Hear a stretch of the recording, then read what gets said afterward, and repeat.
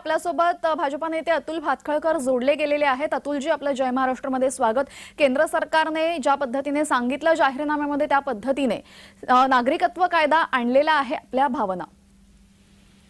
अत्यंत आनंददायी आणि स्वागतार्ह पाऊल आज केंद्र सरकारने उचललेलं आहे। या देशाची फाळणी धर्माच्या आधारावर झाली होती, हे वास्तव तथाकथित धर्मनिरपेक्षतावाद्यांनी कायम नाकारलं।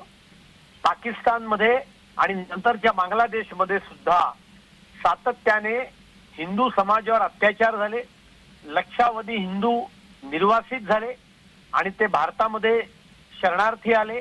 आपल्याच देशामध्ये शरणार्थी होण्यासारखी लाजिरवाणी गोष्ट जगात कुठली नसेल, पण कायम काँग्रेस सरकारने या सर्व हिंदू समाजाला त्या ठिकाणी लाथाडण्याचं काम केलं।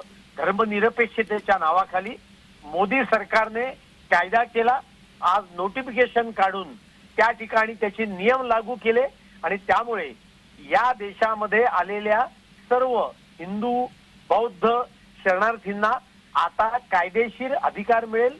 ते अधिकृतरित्या देशाचे नागरिक बनतील आणि त्यांना या देशाचे सर्व लाभ मिळतील आणि त्यामुळे अत्यंत आनंददायी आणि स्वागतार्ह अशा प्रकारचं पाऊल आज केंद्र सरकारने उचललेलं आहे। जी अतुलजी, मात्र याला विरोध सुद्धा मोठ्या प्रमाणात झाला होता। विरोधकांनी फक्त 3च देशांमधून आपण का ह्या गोष्टी करताय असं अनेक प्रश्न विचारले होते। या संदर्भात आपल्या काय भावना आहेत? मुळामध्ये 3च देश म्हणजे भारत आणि पाकिस्तान यांच्या बाबतीतला इतिहासच वेगळा आहे। मुळात तो भारताचाच भूभाग होता।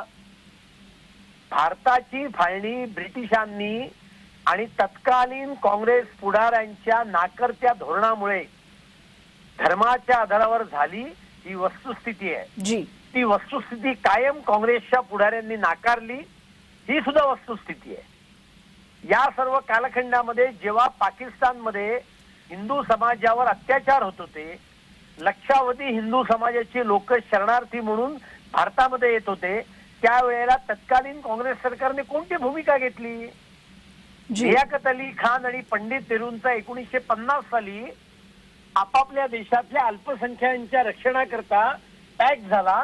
त्याच्यानंतर सुद्धा पाकिस्तान मधल्या हिंदूंवरचे अत्याचार थांबले नाहीत।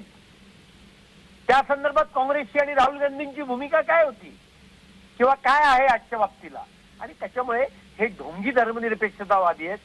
पाकिस्तान बांगलादेश हे भारताचेच भूभाग आहेत, त्यामध्ये राहणारा हिंदू समाज हा भारताचाच भाग आहे आणि त्यामुळे आपल्याच लोकांना नागरिकत्व देण्याचं काम या सरकारने केलंय।